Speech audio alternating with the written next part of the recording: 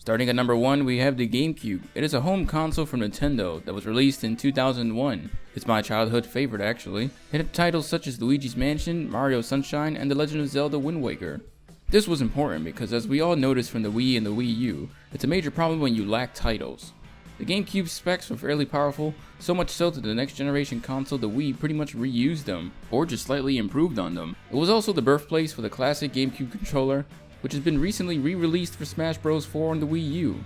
But ultimately, the PlayStation 2 is what hurt it the most, selling a massive 155 million consoles, compared to the GameCube's tiny 22 million.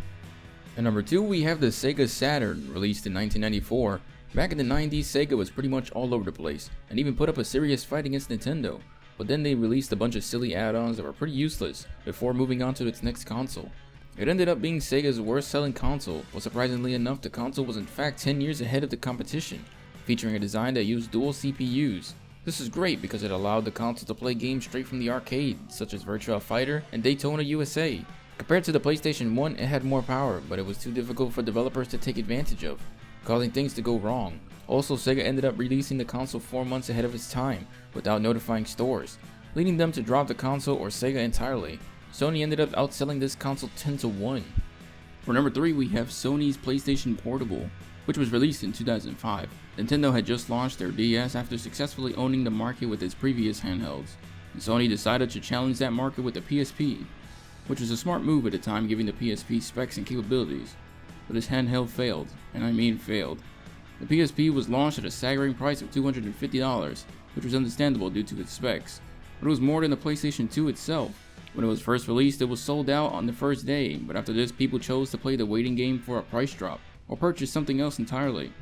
Another problem was Sony's remakes of the handheld, from the PSP to the PSP 3000, then the PSP Go, and of course, the PS Vita. This caused another issue, causing buyers to realize that their version of the PSP would become obsolete, and the next version would just be even more expensive. The PSP Go failed so badly that they ended up discontinuing it, and instead stayed making the PSP 3000. At number 4, we have the Nintendo Wii U. Yes, the Wii U.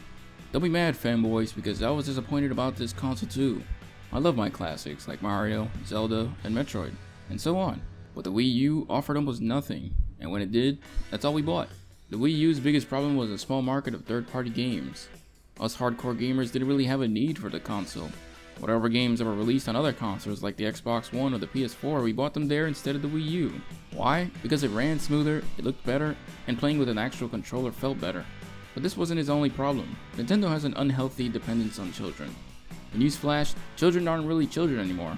The Wii U offers almost no adult franchises, other than Metroid, and that hasn't been around in a while now. On top of that, Nintendo has already given up on the Wii U, so much so that they're even working on a new console that actually might compete with the current gens. It's called the Nintendo NX, which I'm sure is just a code name, but it's already in the works. All we really know is that it's going to be a brand new concept, which could mean pretty much anything, honestly. And finally, at number 5, we have the Sega Dreamcast, which was released in 1998. Now believe me here, the Dreamcast had a lot of potential. Sega had just learned from the Saturn that a clean and easy to work with console was best. It even had a big head start on the other consoles of its generation. It even had a built-in modem for online playing years before it became popular. The VMU brought it a second screen similar to the DS that also doubled as a memory card for the console, and some games were even powered by Windows before Microsoft even launched Xbox. This console also had successful games like Crazy Taxi, which is still a popular classic, and of course, Sonic Adventure, which was a big step up in anything graphically available at the time. The Dreamcast had a successful launch, but once again Sony destroyed them again with the PlayStation 2, causing Sega to crumble to the ground in less than 2 years, which made Sega officially pull out of the console business. Hey guys, if you enjoyed this video, why don't you leave a like in the comment below, and don't forget to subscribe, let you know when a new video is out. Thanks for watching.